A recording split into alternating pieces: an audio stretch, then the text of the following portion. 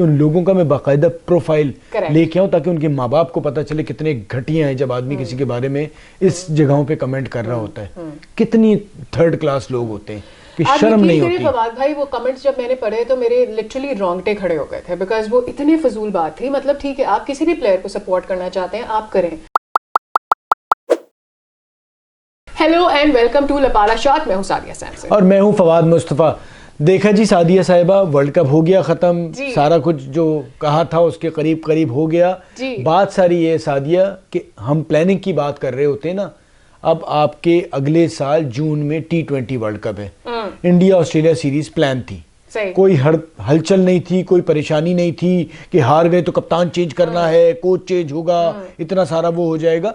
इस तरह से प्लानिंग की जाती। जो प्लेयर्स को क्रिटिसाइज करते हैं ना कि बाबर ने हरा दिया, शादाब नहीं चल रहा, वो नहीं चल रहा, तो जो अपना काम है वो तो करे ना। के पास अपनी कुर्सियां रेडी थी ना BCCI के पास, उनको ये फिक्र नहीं थी कि हमने अपनी कुर्सी भी बचानी है, तो वो वाला मसला नहीं था उनका। हमारे यहाँ तो इधर देख नहीं रहे आप कितने चल रहे हैं। एक और चीज देख ले, दोनों टीमों में बेंच कैसे स्ट्रॉन्ग की जाती है। बड़े बड़े प्लेयर नहीं है, वो अब ये खेल रहे हैं, ये आगे की तैयारी कर रहे हैं, अगले 6 महीने बाद जो वर्ल्ड कप खेला जाएगा।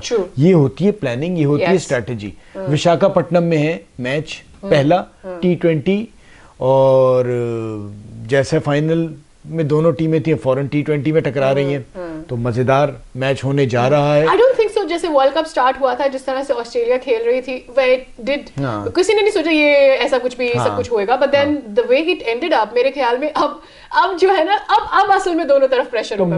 मुझे लेकिन अभी भी लगता है कि T20 में इंडिया, ऑल्दो इंडिया की मेन प्लेयर्स नहीं खेल रहे, बट ये लड़कों में इतना दमखम है कि T20 में ऑस्ट्रेलिया को ठीक ठाक टफ टाइम देंगे।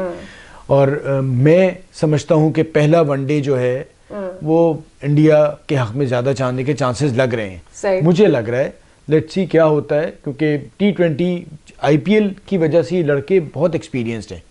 जो प्रेशर होता था ना कि जी इतना एक्सपीरियंस नहीं है, बी टीम है, तो इंडिया ने अपनी A-B टीम वगैरह बड़ी अच्छी कर ली है। वो अलग बात है कि there was a time, आपको याद होगा, when we were also criticizing some of the कुछ मैचेस में हमने भी इंडिया को क्रिटिसाइज किया था, and मेरे ख्याल में we do stand correct, we did not analyze the way Indian board was playing their players, और उन्होंने बहुत अच्छे से अपने प्लेयर्स को खिलाया है और उन्होंने रेडी किया है। और मेरे ख्याल में ये स्ट्रैटेजी एक मजबूत बोर्ड की निशानी होती है, जो आपको पाकिस्तान में तो नजर नहीं आएगा, बट वेयर एज दैट ये और बहुत सारे बोर्ड्स में आपको नहीं नजर आएगा। But the sad part is कि आपको अपनी रीजन में ये और नजर ही नहीं आएगा। हाँ बिल्कुल। और दूसरा साथ साथ ये कि हमारा नेशनल T20 भी स्टार्ट हो गया है, जिसमें बड़े सारे प्लेयर्स नजर आएंगे। बदकिस्मती ये है कि फर्स्ट क्लास क्रिकेट हुई, वनडे कप हुआ, लेकिन उसको वो कवरेज नहीं मिली। तो सच बात ये है कि दुनिया भी T20 देखना चाहती है, और PCB का भी इंटरेस्ट उसमें है, और कराची में हो रहा है।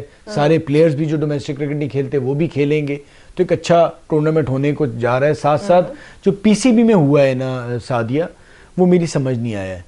उसमें मुझे एक बड़ा अच्छा मैं बताऊंगा, 90s में एक बुजुर्ग सियासतदान थे, पीर साहब पगाड़ा, तो किसी ने सवाल किया कि जी ये हालात हैं, किस तरफ जा रहे हैं, क्या होगा, तो उन्होंने मुस्कुराते हुए कहा कि भाई जूतों में दाल बटेगी।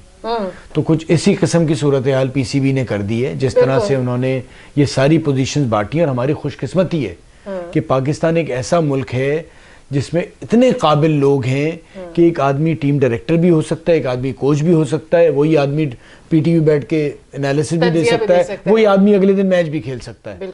एक आदमी स्पोर्ट्स मिनिस्टर भी हो सकता है, एक आदमी चीफ सिलेक्टर भी हो सकता है, एक आदमी खेल भी सकता है। अच्छा, हम ना असल में ये मुहसिब मुल्क भी जो बड़े होते हैं ना, बेवकूफ़ी की चीज़ें करते हैं। कॉन्फ्लिक्ट ऑफ इंटरेस्ट जो है ना, उस पर यकीन ही नहीं रखना चाहिए। अच्छा नहीं, आपने एक शायद चीज़ नोट की होगी कि हम एक लॉट के ऊपर ट्रस्ट कर रहे थे, इंजमाम एंड उनके साथ वाले प्लेयर्स की लॉट के ऊपर ट्रस्ट कर रहे थे। Now all of a sudden we thought कि हम 4 साल नीचे की, 6 साल नीचे की लॉट से ट्रस्ट करते हैं। So they have shifted their trust. नहीं, अब उनकी बारी हो गई थी, इनकी बारी है। लेकिन एक चीज बहुत अच्छी हुई है, यूसुफ का जो एज ए बैटिंग कोच है ना, मुझे, मैं इसलिए बात करूंगा कि देखिए ठीक है, एक बड़े आदमी ने आके नीचे काम करने की बात की। अच्छा, साथ साथ ना मुझे लगता है जैसे आपने और मुख्तलिफ जूनियर कोचेस को डिफरेंट जगह से लेके आए, मसरूर काम कर रहे हैं, हनीफ कर रहे हैं, आफ्ताब ने किया। इसी तरह से लाहौर कलंदर में ना हम सब आकिब जावेद की बात कर रहे होते हैं, उनके साथ वकास ने बहुत अच्छा काम किया है। ये हारिस, शाहीन और ये जिनका प्लेयर डेवलपमेंट का काम है ना, आकिब तो ज़रूर उनके हेड कोच हैं, लेकिन वकास बहुत अच्छा काम कर रहा है। सही। तो आपको ना इस तरह के लोगों को भी लेके आना चाहिए, जैसे आप बाकियों को लेके आ रहे हैं ना। अब वही अगर यही वकास न्यूजीलैंड का हो, गोरा हो और अंग्रेजी बोल रहा हो तो किसी को बुरा भी नहीं लग रहा होता। ब्रैडमैन वगैरह आ जाते हैं ना, इसने भी फर्स्ट क्लास क्रिकेट खेली है। तो ये मैं एक मिसाल के तौर पे कह रहा हूँ, एक ये तो इसी किस्म के और लोग भी हैं, यंगस्टर हैं, मिड 40s में हैं, तो इन लोगों को भी सिस्टम में लेके आए ना।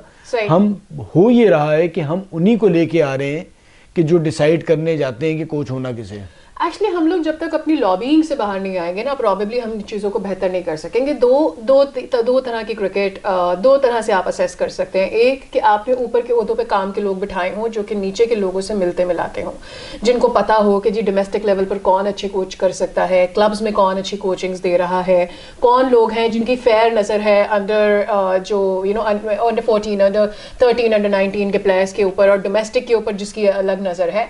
और फिर इन सब का एक ऑनेस्ट जो भी एनालिसिस है वो ट्रांसपेरेंट आप जब रखेंगे, उसकी असेसमेंट होगी। और आप किसी को देखिए, जब तक आप जवाबदेह नहीं बनाएंगे ना लोगों को, लोग इस तरह से दूसरे लोगों को चुनते रहेंगे। हमारा मसला एक्चुअली ये रहा है कि कहीं ना कहीं किसी ना किसी की गोट फंसी हुई होती है, वो उसकी गोट निकाल देता है, वो उसकी गोट निकाल देता है। इसी तरह से मिल बांट के जो है हम एक दस्तरखान पे बैठ के बहुत सारे सादिया, मुझे अभी इसी पे याद आया कि आपने कुछ दिन पहले मुझे एक शान मसूद की तस्वीर भेजी थी उनकी बहन के साथ, और जिस किस्म का सोशल मीडिया पे घटिया मैंने आपको भेजा था कि इस तरह की फैन मुझे फॉलोइंग है, कितना अफसोस हुआ था कि एक आदमी कप्तान बना है।